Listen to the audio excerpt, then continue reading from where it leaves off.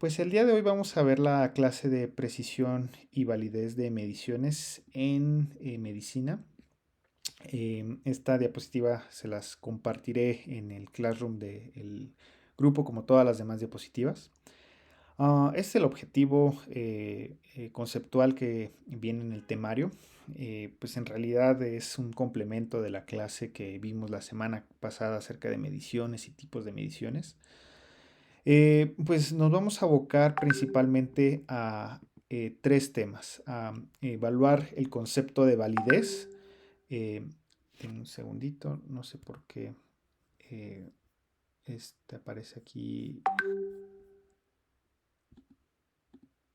Ya, no sé por qué aquí aparecía el sonidito, según yo lo había apagado.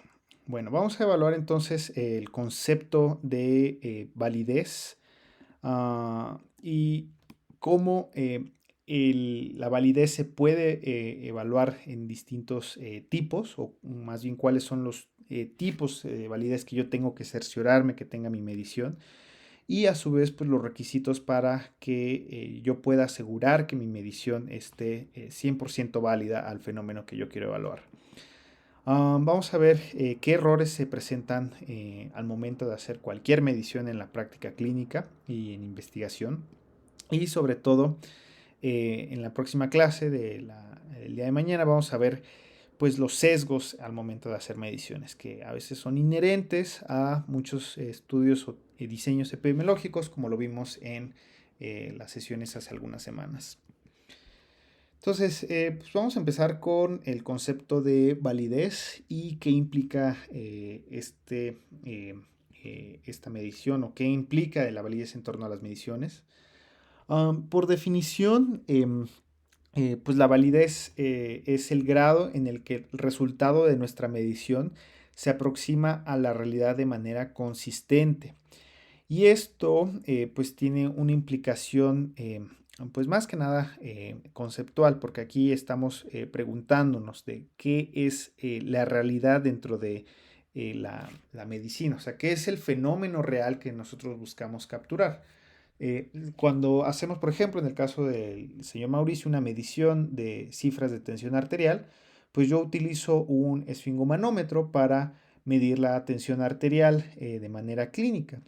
Pero si nos ponemos a pensar acerca de, pues, qué implica el concepto de tensión arterial, pues nosotros en realidad tendríamos que preguntarnos, pues bueno, ¿qué causa en realidad la presión arterial?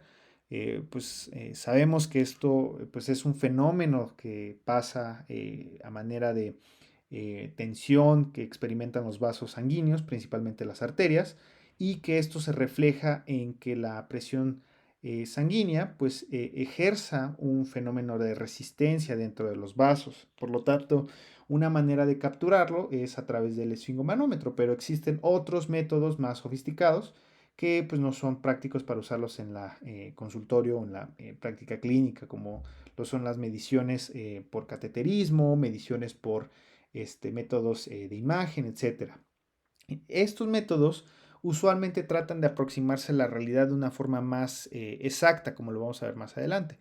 Pero finalmente nosotros tenemos que cerciorarnos cómo yo puedo capturar de manera fidedigna esta realidad, a lo que nosotros vamos a denominar más adelante como el estándar de oro. Entonces, cuando yo hago una medición, cualquiera que sea, yo tengo que siempre cuestionarme, pues, ¿cuál es el método que me va a aproximar más a la realidad? ¿Ok?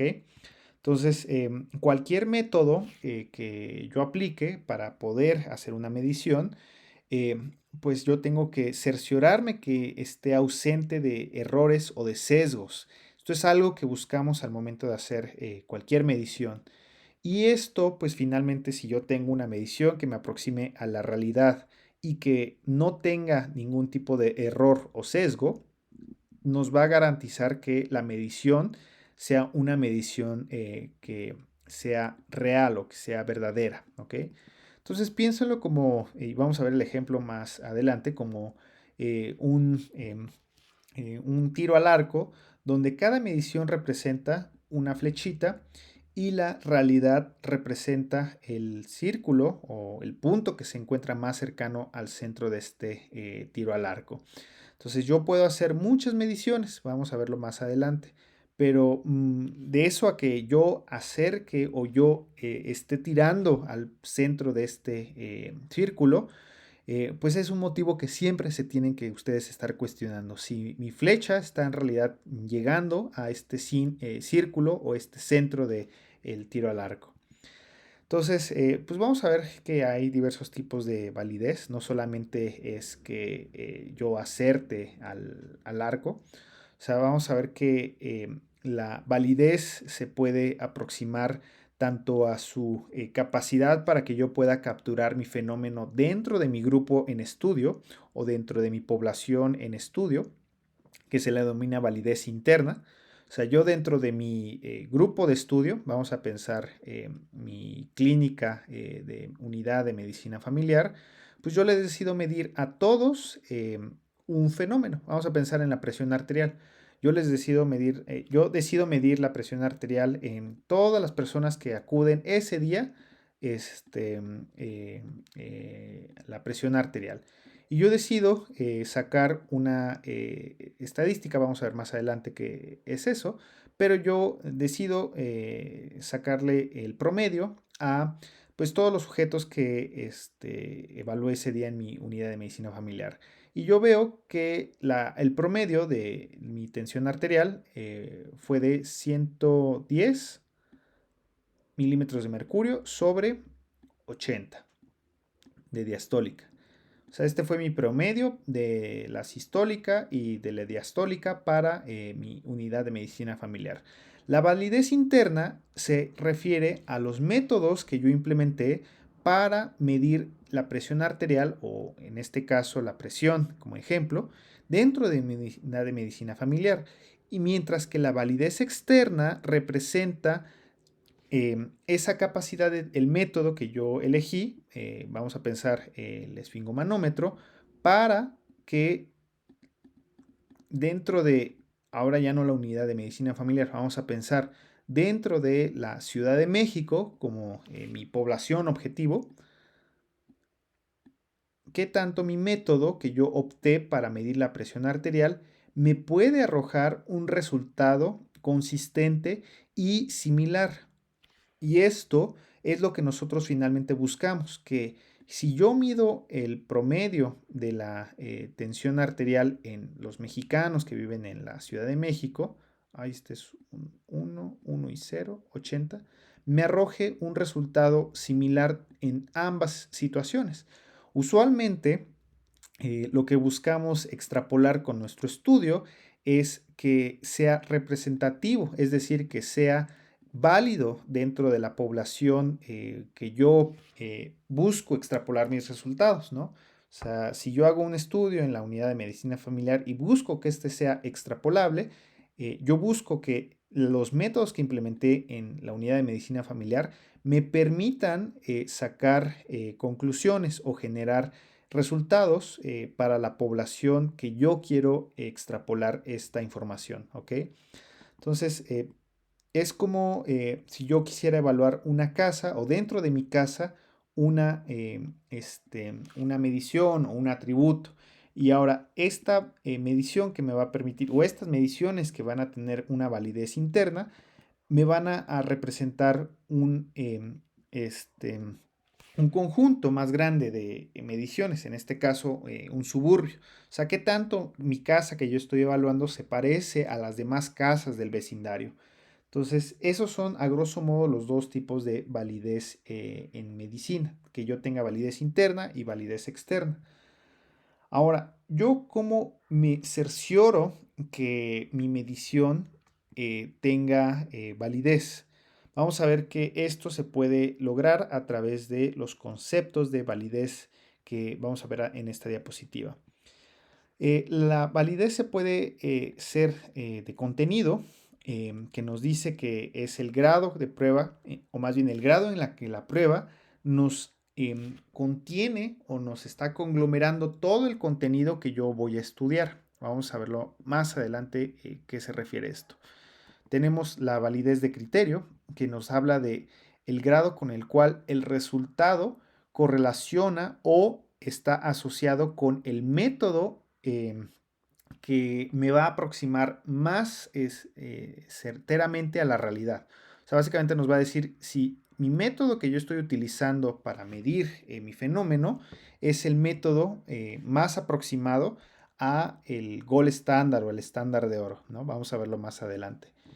Y la validez de constructo nos habla de que la forma en la que yo estoy evaluando mi fenómeno está relacionado consistentemente con una hipótesis o con una teoría que lo respalde. O sea, que detrás de la medición existe un fundamento fisiopatológico o un fundamento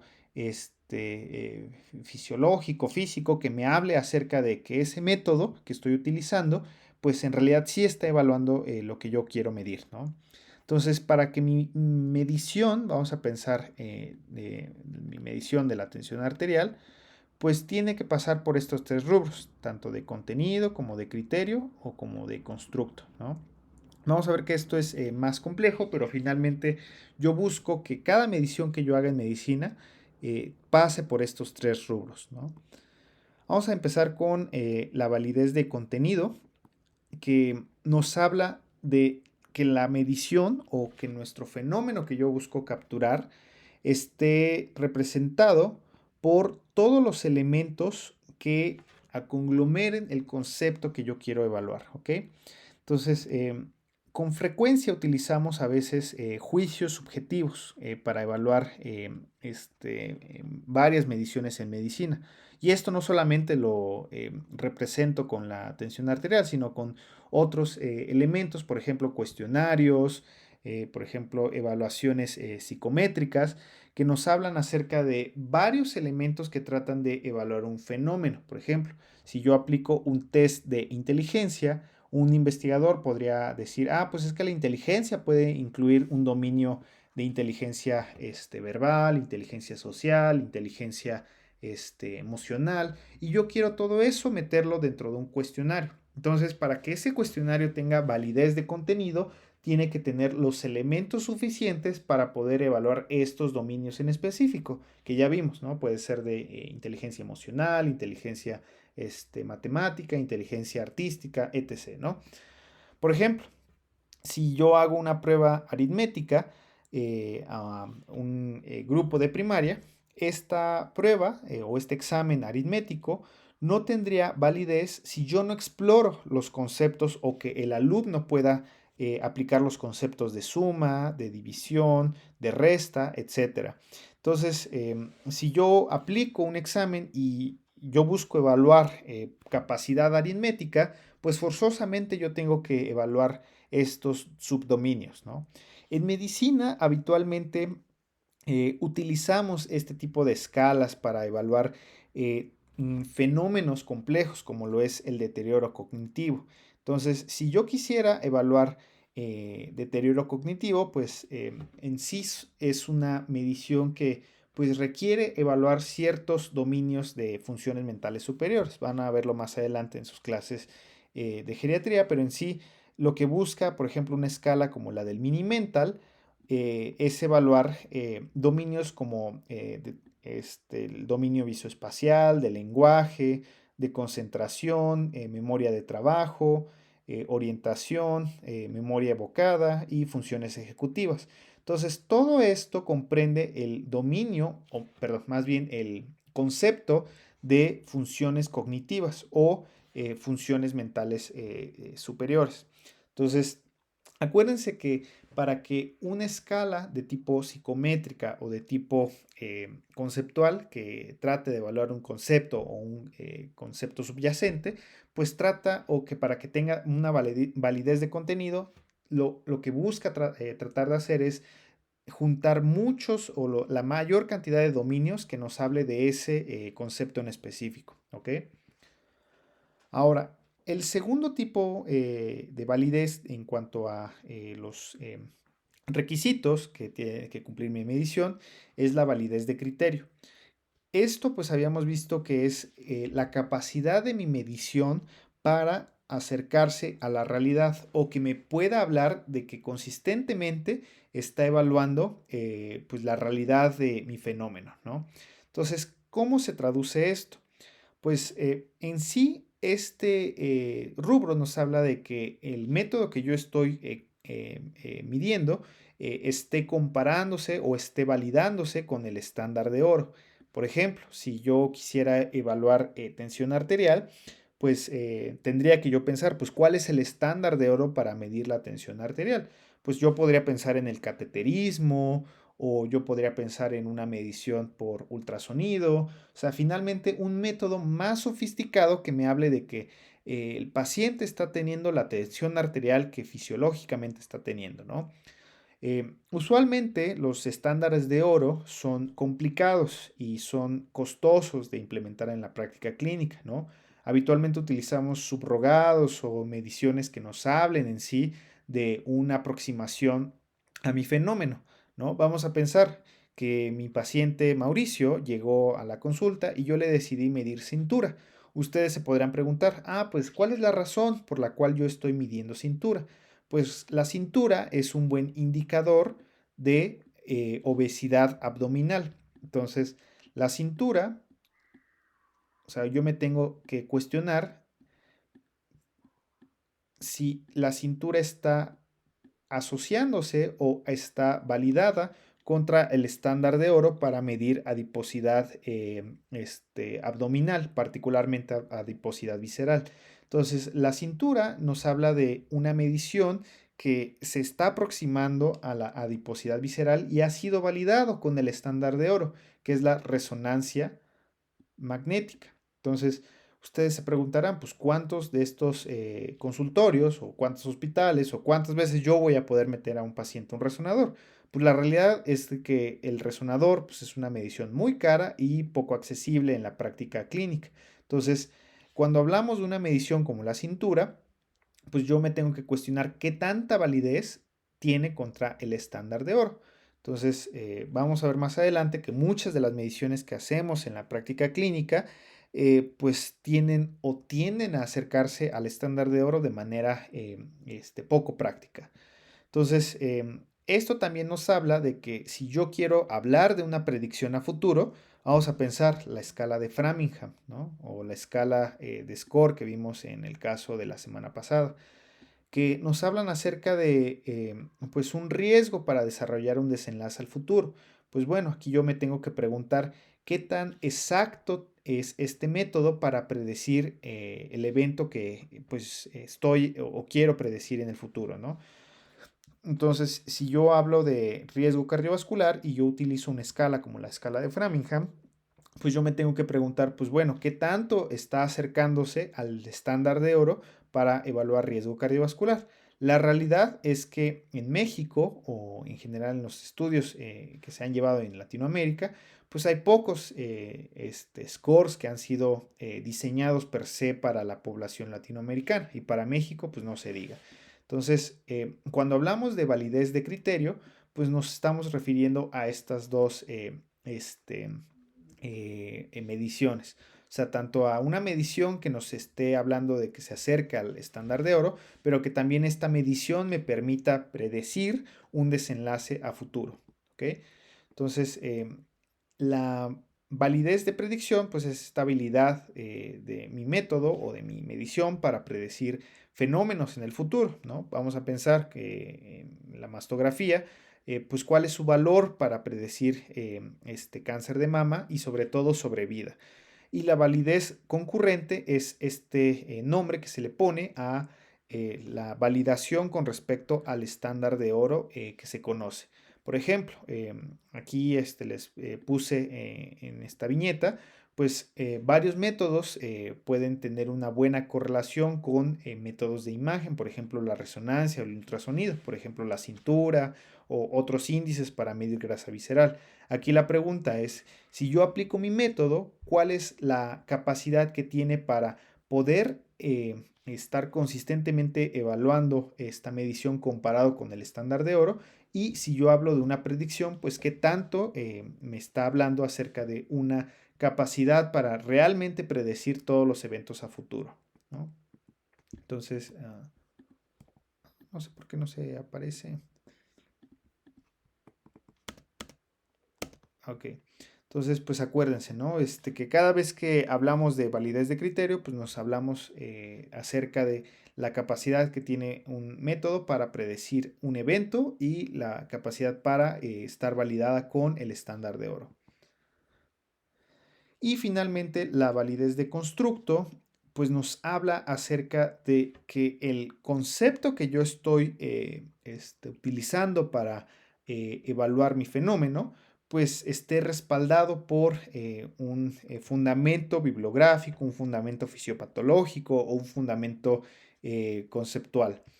Em, Esto usualmente lo aplicamos cuando pues buscamos que nuestra medición o nuestro instrumento evalúe condiciones que habitualmente pues son difíciles de cuantificar en la práctica clínica. Por ejemplo, si yo quisiera evaluar en un estudio pobreza, pues la pobreza es un concepto multidimensional, pero a manera de constructo o a manera de proxy, yo busco cuantificar el ingreso que tiene la persona, el acceso a una vivienda o la pensión que tenga esa persona. Y esto nos habla de la capacidad que tiene esa persona para pues estar en un constructo de pobreza o de una cuantificación de la misma. En medicina, habitualmente lo utilizamos para evaluar fenómenos complejos que pues no podemos cuantificar de manera 100% exacta. Vamos a pensar en aterosclerosis o en un fenómeno aterosclerótico. Pues ustedes saben que la aterosclerosis, a grosso modo, es este fenómeno de acumulación de residuos lipídicos debajo de las arterias. Entonces, si yo hablo de aterosclerosis, pues tendría que cuantificar todos los residuos lipídicos que hay debajo de todas las arterias de la persona, lo cual puede resultar imposible, ¿no? Y para poder yo evaluar aterosclerosis dentro de un estudio, yo puedo utilizar diversas mediciones, el ultrasonido, la tomografía, etcétera. Pero si yo hablo de eventos ateroscleróticos, es decir, eventos que son causados gracias a la aterosclerosis, pues yo puedo pensar en el desarrollo de varios eventos que son secundarios a este fenómeno. Por ejemplo, el desarrollo de infartos, EBC isquémicos, enfermedad arterial periférica. Entonces, estos fenómenos, que son de tipo incidentes, pues nos hablan acerca de eventos que son secundarios a la aterosclerosis, la cual es un fenómeno difícil de medir, pero que finalmente yo busco cuantificarlo con un constructo, ¿ok?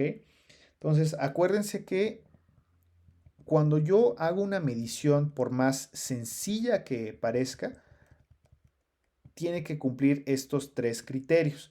O sea, que tenga un criterio o que tenga una validez de contenido, una validez de criterio y una validez de constructo, ¿ok? Entonces, vamos a verlo más adelante, que para que yo, aparte de que pueda tener estos tipos de validez, yo necesito forzosamente que se cumplan estos tres puntos. O sea, que mi medición tenga una idoneidad, una precisión y una exactitud. Los métodos, perdón, los tipos de validez que vimos anteriormente se aplican frecuentemente cuando nosotros estamos haciendo una evaluación. Estas formas de validez son métodos que habitualmente aplicamos cuando pues estamos haciendo mediciones entre comillas complejas, ¿no? O sea, pensemos en la medición de cintura como un proxy de estimación de grasa visceral, ¿no?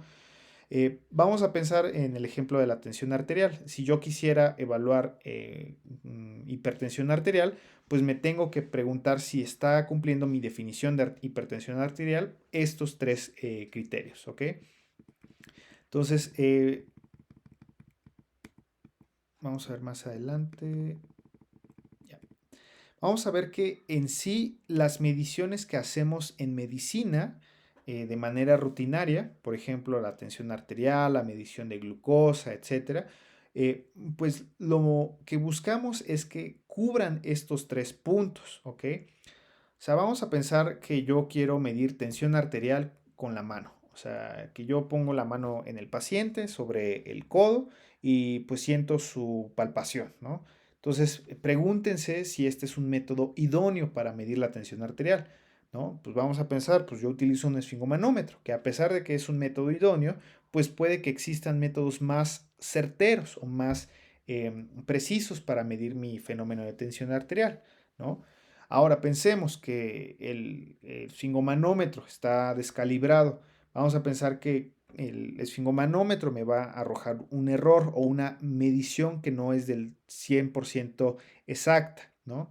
Ahora vamos a pensar que el esfingomanómetro, y yo le mido al paciente en este momento una tensión arterial y me arroja una medición de 110/80. Se lo mido a los 5 minutos y el paciente, pues en lugar de tener una medición de 110/80, pues ahora va a tener una medición de 100/60. Entonces, esta capacidad para que el esfingomanómetro se acerque precisamente a a la presión arterial de la persona, pues nos está hablando de que el método pues no es preciso, ¿ok?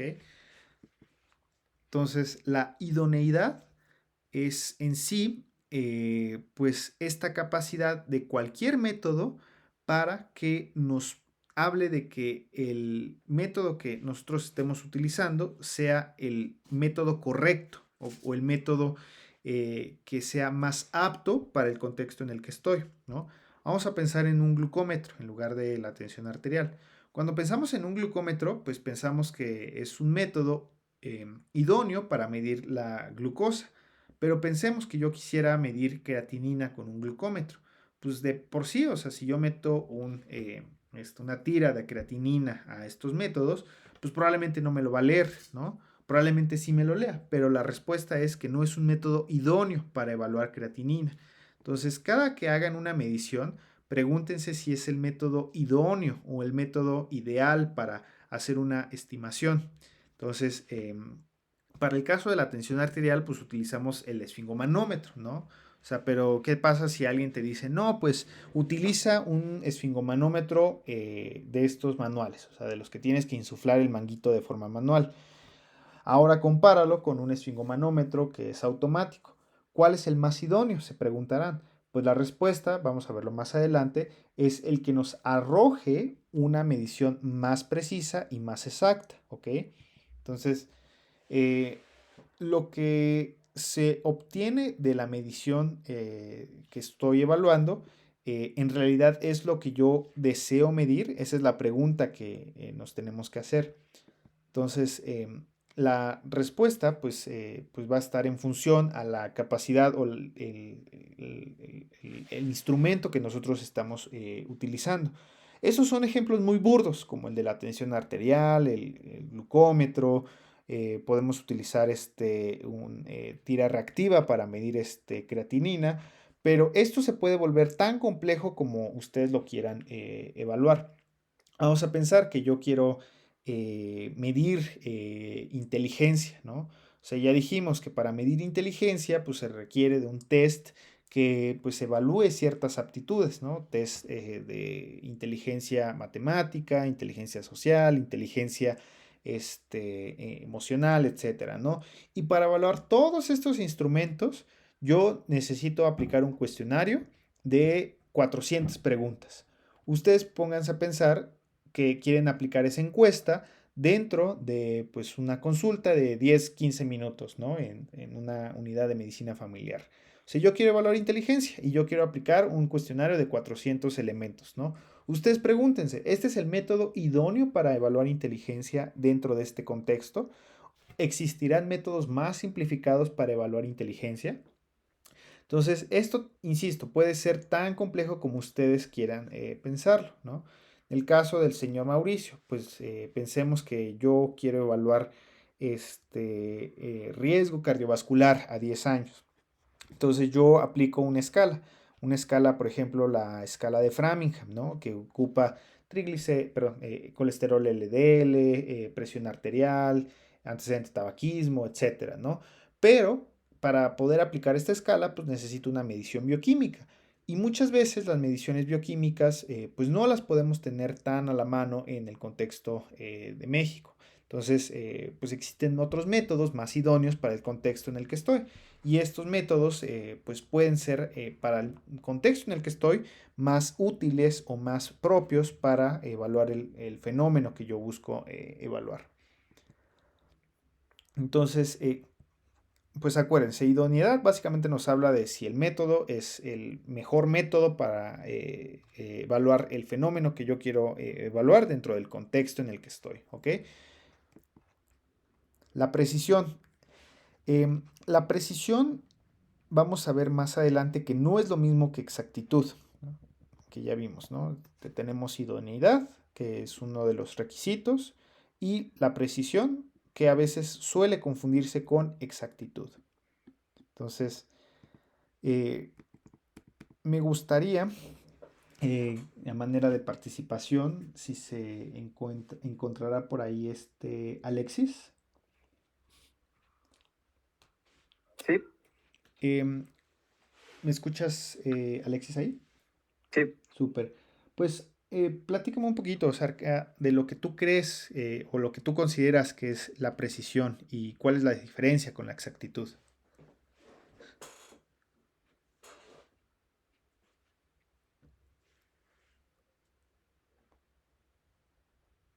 Ay, creo que no me escuchaba, ¿o sí?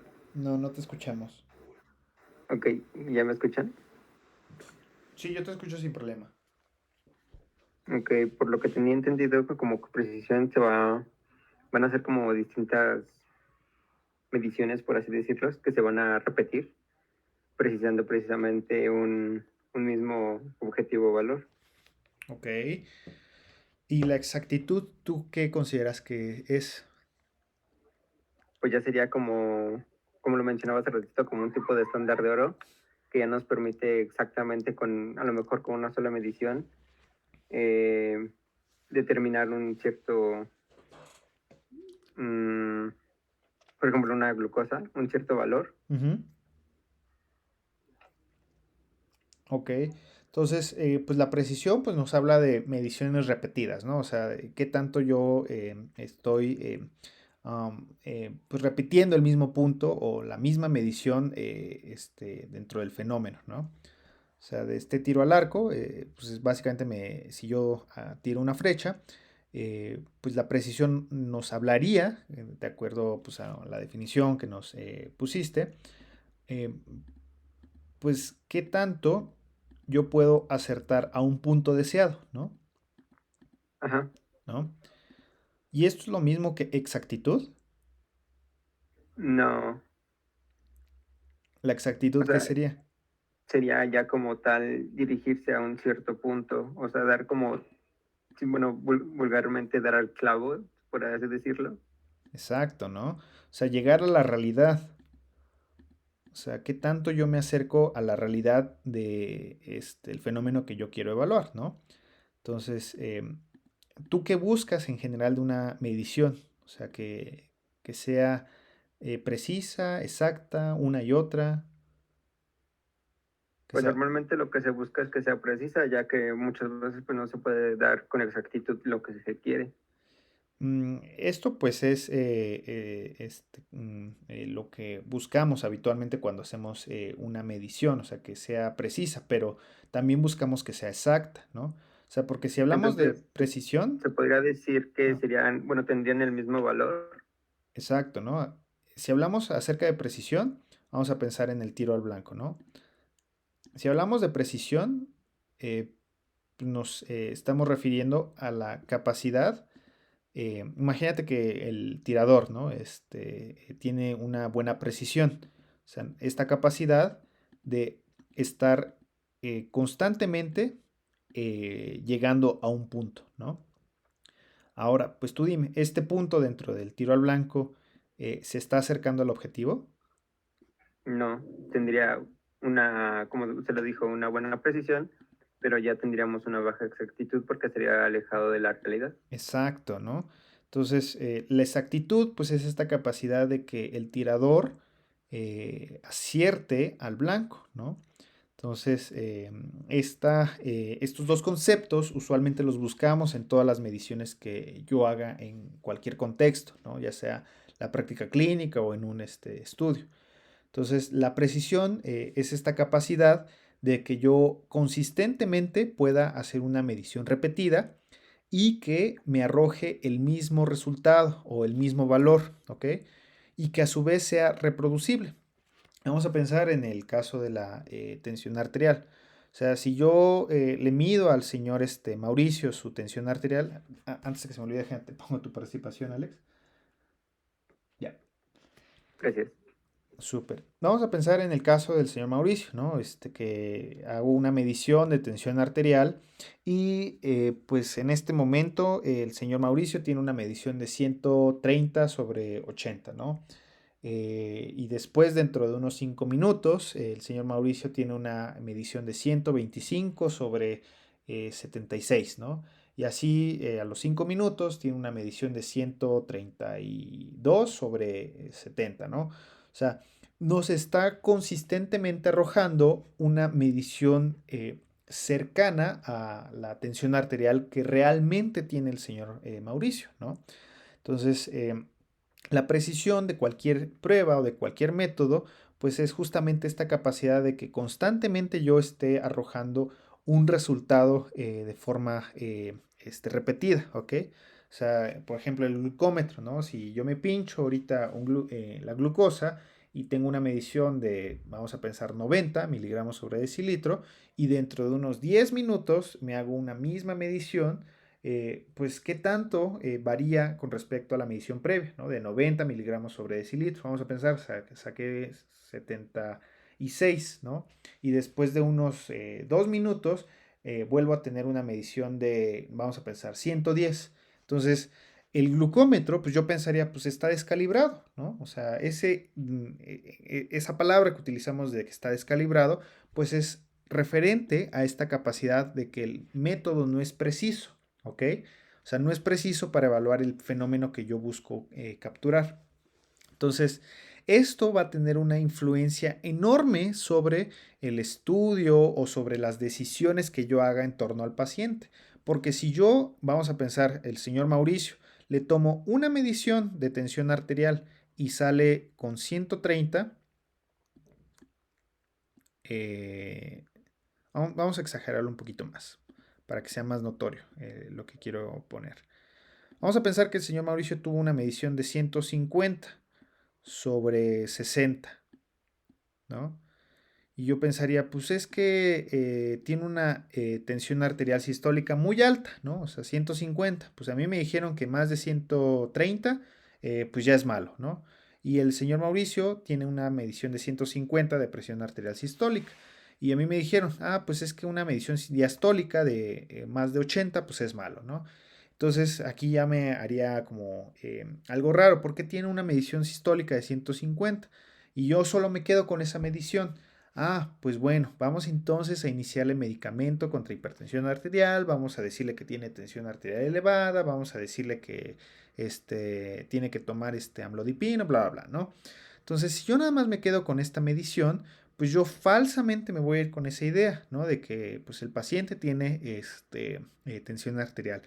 Yo lo repito a los 5 minutos, ¿no? O sea, ya que el señor Mauricio se descansó, o sea, se dejó de estar agitado porque subió al tercer piso de la consulta, porque el señor Mauricio ya dejó de pensar en lo que tuviera que pensar en el camino a la consulta, y ahora después de 5 minutos le vuelvo a tomar una segunda medición, y ahora el señor Mauricio tiene una medición de 120 sobre 60. Pues yo digo, pues bajó, entonces pues probablemente no sea la medición correcta, ¿no? Ahora lo tomo a los 5 minutos, ¿no? O sea, casi cuando se vaya a acabar la consulta.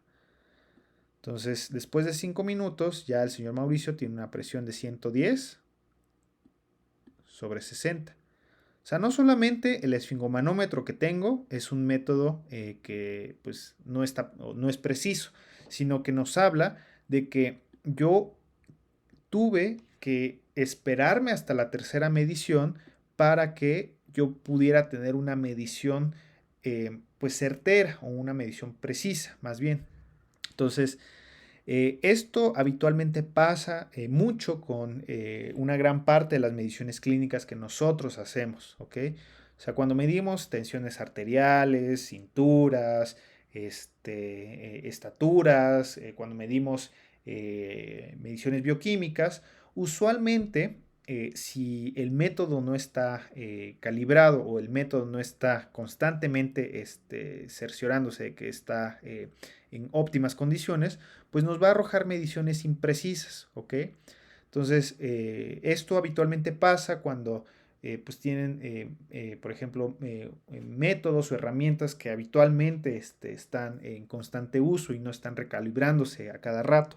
Entonces yo les sugeriría que cada vez que hagan una medición, ya sea de tensión arterial, de cintura, de estatura, de frecuencia cardíaca, etcétera, pues traten de hacerlo una segunda vez de acuerdo a los criterios que ya están establecidos para estas mediciones. Muchas guías recomiendan que la tensión arterial, que se considere como la tensión arterial real, es el promedio de las segunda y la tercera medición esparcidas en periodos de 2 a 5 minutos. Entonces, eh, ténganlo en cuenta que las mediciones que ustedes hagan de manera clínica, pues busquen repetirlas para que ustedes tengan una mayor precisión en sus estimaciones, ¿ok? Entonces, lo que buscamos es que las mediciones tengan una buena precisión, porque esto nos va a hablar de que vamos a tener un buen, en investigación le hablamos al poder estadístico al momento de acercarnos a esta realidad, pero en medicina o en la práctica clínica, pues nos estamos acercando a una mejor decisión clínica, ¿no?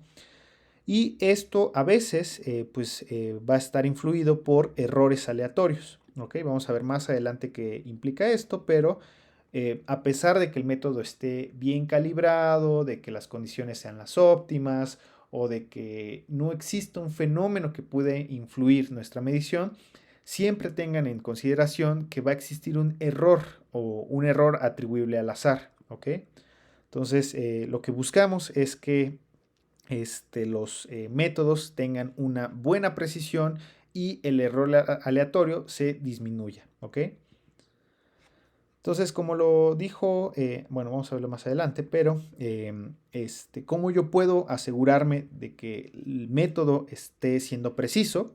O sea, y esto cuestiónenselo cada vez que vayan a agarrar un esfingomanómetro o una regla para medir la cintura, la estatura, la báscula que yo estoy utilizando para pesar al paciente. O sea, cuestiónenselo de la siguiente manera. O sea, ¿qué tanto yo puedo llegar a la misma medición consistentemente, ¿no? O sea, ¿qué tanto yo, si evalúo al señor Mauricio la presión arterial, pues voy a tener el mismo valor? Ahora, esto se llama reproducibilidad intraobservador, o sea, que yo mismo esté evaluando el mismo resultado de manera consistente. Ahora pensemos, está Alexis en la consulta y también está su amiga Katia, ¿no? Y ellos dos están en el consultorio y pues le dice Alexis a su amiga Katia, ah, pues ahora te toca evaluar la tensión arterial. Y Alexis capturó una presión de 130 sobre 80. Entonces le dice a su amiga Katia, pues te toca evaluar la presión arterial del señor Mauricio. Y ella tuvo una medición de 125 sobre 70. Entonces, aquí la pregunta sería, pues la estimación que ustedes están haciendo al respecto de la presión arterial del señor Mauricio es precisa, dada que estos dos compañeros tuvieron mediciones diferentes, pues va a depender, porque aquí en este caso, pues varió por 5 milímetros de mercurio la presión sistólica y la diastólica por 10, ¿no? O sea, pero vamos a pensar que Katia tuvo una medición de 110 sobre 60. Pues entonces, pues uno no se fiaría por esa segunda medición, optaría por una tercera medición. Vamos a pensar que le pide a la doctora del consultorio que haga la medición y pues ella tiene una medición, vamos a pensar, de 120 sobre 80. Entonces, pues un tercer método o un tercer evaluador se sugiere cuando hay una inconsistencia, cuando hay un segundo evaluador. A esta forma de evaluar esta precisión se le llama reproducibilidad interobservador. O sea, nos habla de que entre observadores se está capturando el mismo fenómeno. ¿Ok? Ahora, vamos a pensar que es el instrumento. Pues bueno, vamos a pensar que el instrumento está capturando la misma presión, o sea que los dos son expertos y que los dos están capturando la presión arterial con la técnica adecuada. Y aún así, el método o el instrumento pues no me está acercando a la presión arterial correcta. Entonces el problema puede ser del mismo instrumento. Por lo tanto, pues aquí lo que estaría fallando es la calibración o la capacidad del instrumento para estar arrojando una precisión adecuada. Y por último, pues se puede optar por utilizar distintos instrumentos, ¿no? O sea, utilizar otro esfingomanómetro, ahora en lugar de uno del consultorio, pues uno de estos como de carrito, o pues un esfingomanómetro automatizado, ¿no? Entonces, pues esto va a ser evaluado dependiendo del tipo de variable. Esto ya es una estimación un poco más robusta, pero sepan que existen métodos estadísticos para evaluar mediciones de tipo continua y de tipo categórica, ¿ok? Entonces, esto habitualmente se utiliza en investigación, en la práctica clínica es pues a veces muy complicado que se lleguen a hacer estas estimaciones para medir un fenómeno. Ahora, la exactitud. A mí me gusta pensarlo como que el método que yo estoy teniendo se está aproximando a la realidad. Entonces, a mí me gusta visualizarlo como un gatito que pues se mete forzosamente a la caja, ¿no? O sea, el gatito puede que esté muy robusto, pero encaja a la cajita. Entonces, finalmente, la exactitud nos habla de que el valor que yo estoy evaluando se aproxime a la realidad que yo quiero evaluar, ¿no? O sea, que mi presión arterial esté siendo lo más cercana a la realidad de la presión arterial del señor Mauricio, ¿no? Entonces, esto se refiere al hecho de obtener dentro de una medición un valor que sea lo más certero a el fenómeno real que yo quiero capturar. Y esto habitualmente se valida con un estándar de oro, ¿ok? Entonces, los métodos, cuando los calibran, pues de seguro tienen un método como una técnica o un instrumento que me permita afinarlos, pero finalmente eh, se afinan con el estándar de oro o con la medición que me va a estandarizar todos mis instrumentos a la realidad. Entonces, la exactitud nos habla acerca de esta realidad o este estándar de oro que yo busco evaluar. Y finalmente, pues estos, como bien lo dijo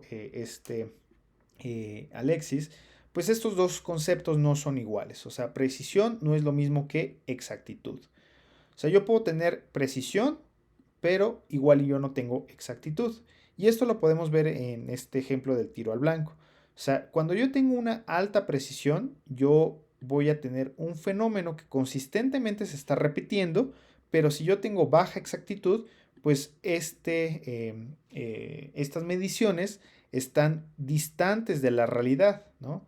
Vamos a pensar en el ejemplo del señor Mauricio, o sea, que el señor Mauricio tenga mediciones de 130-80, ¿no? 130-80 y se lo paso a Katy, tiene 135-82, ¿no? Y la doctora tiene una medición de esfingomanómetro de 135-87, ¿no? O sea, son mediciones que se están acercando a una medición constante, pero que puede que diste de la realidad. O sea, y por eso los métodos tienen que estar perfectamente calibrados. Porque si yo me voy con la finta de que, bueno, yo tengo la medición, mi compañera tiene la medición, la doctora tiene la medición, pero ¿qué pasa si el método no está calibrado? Pues entonces el método pues me va a estar arrojando una medición consistente, pero probablemente como no está calibrado, pues nos arroje una medición poco exacta, ¿no? O sea, lo que buscamos es esto, que las mediciones se acerquen lo más fidedignamente a la realidad y que estén consistentemente evaluando esa realidad, o sea, que tengan una alta precisión y una alta exactitud. Pero habitualmente eso no pasa. O sea, la realidad es que muchos de los instrumentos que utilizamos en la práctica clínica van a tener una alta exactitud, pero una baja precisión, o sea que existe una variabilidad entre observador, entre la misma persona, asociada al mismo instrumento, etcétera. Entonces yo tengo que delimitar qué tanto dentro de mis mediciones voy a establecer que sean aceptables, ¿ok? Para el rango, la variabilidad que yo espero, ¿ok? Y lo que yo no quiero dentro de ningún método, ya sea de la presión arterial, glucosa, cintura, etcétera, es que pase esto. O sea, que las mediciones estén siendo aleatorias o que parezca que son aleatorias y que a su vez no me arrojen ninguna aproximación a la realidad. O sea, que aparte de que mi medición de tensión arterial esté arrojando resultados inconsistentes, pues no me arroje una medición cercana a la realidad. Entonces, lo que nosotros buscamos es esto, o sea, que habitualmente es el propósito de todos los métodos, que existe una alta precisión y una alta exactitud. Lo que en realidad pasa en la práctica clínica con la mayoría de las mediciones clínicas, llámese presión arterial, de frecuencia cardíaca, de cintura, etcétera, es que habitualmente existe una variabilidad que nos habla de una baja precisión y lo que nosotros buscamos evitar es esto, o sea, que existe una baja precisión y una baja exactitud, ¿ok? Entonces, pues lo que buscamos es que nuestra medición válida tenga una buena precisión y una buena exactitud. Bueno, aquí yo lo puse al revés, pero buena precisión, buena exactitud. Cuando tenemos una buena precisión y una pobre exactitud, hablamos de este error sistemático, perdón. Este error sistemático es esta capacidad de que pues tengamos un resultado consistente, pero que esté errado de la realidad. Mientras que el error aleatorio es esta capacidad de tener una pobre precisión, pero una exactitud ocasionalmente o habitualmente certera a la realidad. Mientras que lo que buscamos evitar es esto, o sea, una medición no válida, que es que las mediciones que yo estoy capturando pues sean completamente al azar, o sea, una para acá, otra para acá, otra para acá, o sea, que no haya una consistencia ni una exactitud en mi medición. Entonces, pues vamos a dar paso a el segmento de errores de medición. Entonces, el error aleatorio pues nos habla de esta capacidad del revólver o del tiro al arco o de mi medición de que me arroje resultados inconsistentes, ¿ok? O sea, como lo vimos aquí. O sea, que nos arroje resultados inconsistentes, pero que de vez en cuando acerten a la realidad, ¿ok? O sea, aquí esto ocurre cuando las mediciones repetidas, ya sean en el mismo sujeto o en diferentes miembros de la población, varían de manera no predecible. Es decir, que yo ocasionalmente acerte al blanco, pero en una gran parte de los sujetos yo estoy fallando en la medición. Y esto puede sobreestimar o infraestimar el resultado que yo espero encontrar, ¿no? Y esto es habitual y esto es de habitual importancia en investigación, porque si yo busco establecer una asociación y yo tengo un error aleatorio, al momento de que yo establezca una asociación, esta asociación probablemente no sea una asociación real. Por ende, los errores aleatorios habitualmente hacen que se pierda la consistencia de la medición, es decir, que yo pierda la precisión. Entonces, lo que hace que yo pierda precisión va a ser este error aleatorio, ¿ok? O sea, este error que se debe ya sea al método, al sujeto, al método que yo estoy utilizando para evaluar mi fenómeno, etcétera. Ahora, ¿qué fuentes de errores aleatorios hay? Pues ya vimos, puede haber una variabilidad por el mismo sujeto o la misma persona que está haciendo la medición. Por ejemplo, si yo ahorita les pongo a medir un soplo cardíaco, pues probablemente muchos de ustedes, como no han tenido una exposición a pacientes, me puedan decir, ah, pues es que yo no escuché nada, ¿no? Y otras personas me pueden decir, ah, es que yo escuché algo, ¿no?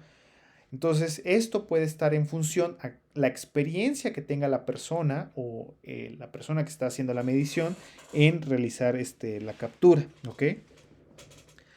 Pero ¿qué pasa cuando pues el instrumento no está calibrado?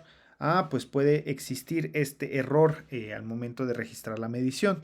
O sea que al momento de que yo mida mi presión arterial ahorita, pues como no está calibrado el método, pues a la siguiente vez pues me va a arrojar una estimación pues diferente, ¿ok? Entonces esto se debe, por ejemplo, a la caducidad de los reactivos o al tiempo de vida útil de un instrumento, pero finalmente esto también se debe a un instrumento mal calibrado. Esto es una fuente de error aleatorio. Y pues siempre va a existir una variabilidad entre los sujetos, ¿no? Por ejemplo, el señor Mauricio que subió hasta la tercer piso de la consulta para que pudiera yo tomarle la presión, pues su variabilidad de presión arterial puede que haya sido influenciada por este ejercicio o esta actividad física que hizo para subir al tercer piso. Entonces hay muchas fuentes de variabilidad entre el mismo sujeto, ¿no? O sea, que el señor Mauricio esté estresado, que haya fumado un cigarrillo antes de entrar a la consulta. O sea, muchas de las mediciones, a pesar de que yo sea un experto y que el método esté calibrado, pues siempre puede existir un error aleatorio o una variabilidad atribuible a condiciones del mismo sujeto. Entonces, pensemos que todo esto está controlado. Ah, ok, entonces eh, tengo el método correcto, la técnica correcta, el escenario correcto. O sea, pensemos en el señor Mauricio. O sea, yo ya estoy entrenado en tomar presiones arteriales, ¿no? Ya le tomé presiones arteriales a 1000 sujetos antes. El método está perfectamente calibrado. El señor Mauricio yo le pedí que hiciera todo lo posible para que no fumara, para que estuviera relajado, para que estuviera tranquilo, etcétera. Ah, ok. Entonces siempre puede existir un error sistemático. Y esto pasa habitualmente cuando yo estoy evaluando una medición o un fenómeno que probablemente sea difícil de capturar. ¿Ok? Entonces, cualquier error que genere diferencias entre los grupos comparados se le conoce como un error sistemático, que vamos a verlo más adelante, que es lo mismo que un sesgo. Y esto puede ocurrir dentro del diseño o dentro de la conducción de un estudio, pero también dentro de la práctica clínica. O sea, pensemos, el escenario es perfecto y el señor Mauricio tiene todas las condiciones necesarias. Pero ¿qué pasa si yo dentro de mi clínica este, estoy pidiéndoles a los pacientes que se tomen las mediciones después de las 6 de la tarde, ¿no? Vamos a pensar que la consulta es después de las 6 de la tarde. Y después de esa hora, probablemente los sujetos que yo estoy evaluando, pues ya hayan consumido sus alimentos, ¿no? Y el medicamento antihipertensivo se lo estén tomando en la noche, o yo les dije que se los tomaran en la noche. Entonces, como ya comieron y ya hicieron sus actividades, probablemente la presión arterial que yo esté capturando sea más alta por el horario que yo estoy haciendo mi consulta y no tanto porque todos los demás métodos hayan fallado, sino porque mi diseño o mi contexto pues haga propenso a que la medición de las cifras de tensión arterial sean más altas, ¿no? O sea, porque fue después de comer, probablemente los pacientes tengan ya más tensiones arteriales en ese momento del día, no se han tomado su medicamento de la noche. Entonces, probablemente este tipo de contexto haga que mis cifras de tensión arterial en mis sujetos sean más altas con respecto a la mañana. Entonces, el error sistemático usualmente ocurre cuando hay un contexto dentro de mi medición que puede influenciar inherentemente al método, a mi medición. Y esto puede igual resultar en una conclusión errónea o que nos arroje una estimación más baja o más alta al valor real. y usualmente puedo generar conclusiones falsas. Por ejemplo, en un estudio donde yo evalúe la asociación eh, vamos a pensar de infartos, ¿no? O sea, y yo quiero evaluar a los pacientes que ocurren o que acuden más bien a urgencias, ¿no? O sea, puede que yo capture más pacientes en urgencias que si yo los capturo en una encuesta abierta, ¿no? Y yo puedo concluir falsamente que vamos a pensar que los medicamentos hipertensivos generen un mayor riesgo de infarto. Pero esto es un sesgo o un error sistemático, porque en los hospitales habitualmente van pacientes que pues consumen medicamentos. Entonces, si yo hago mi estudio dentro de un hospital y yo quiero evaluar cuántos de estos pacientes tienen infartos, pues piensen cuántos de estos pacientes pues van a consumir medicamentos. Entonces, si yo quiero hacer una asociación, pues puedo encontrar falsamente que una gran cantidad de pacientes que lleguen con infarto, pues también están consumiendo medicamentos. Entonces, estos sesgos inherentes a veces de los tipos de diseños que yo estoy haciendo para evaluar mi fenómeno, pues puede que sean asociados a la condición o al contexto en el que yo estoy evaluando mi fenómeno. Entonces, acuérdense de estos dos esquemitas. El error aleatorio es esta capacidad. Pensemos que esta línea verde es la realidad.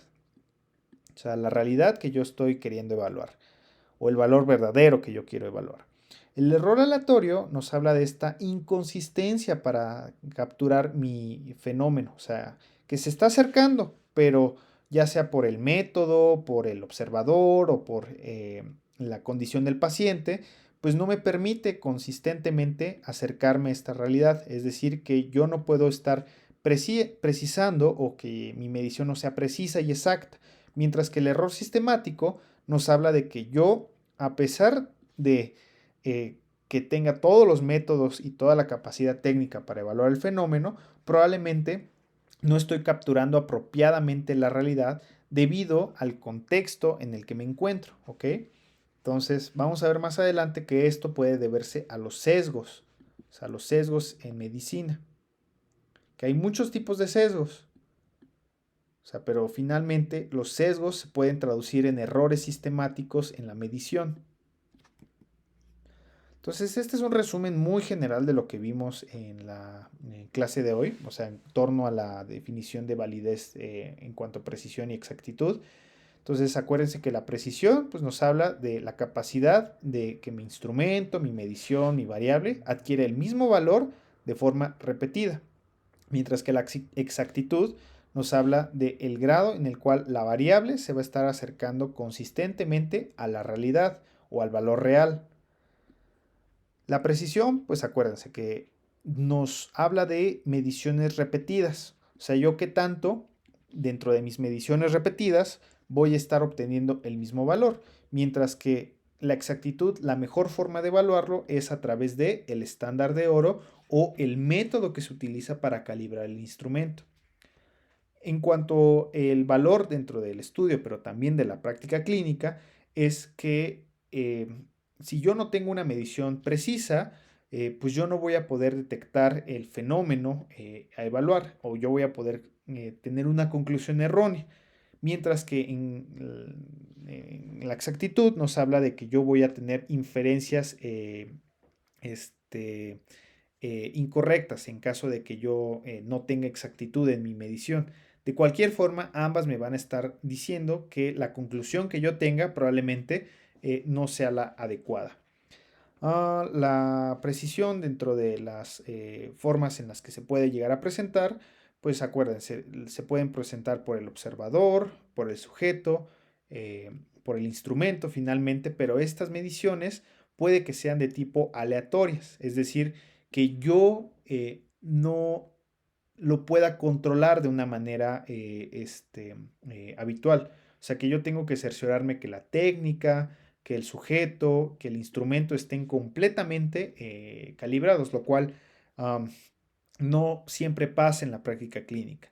Mientras que la exactitud, esa sí la puedo controlar mediante muchas formas, o sea, mediante el diseño, mediante el contexto, pero finalmente el error sistemático es lo que va a afectar la exactitud, ¿ok?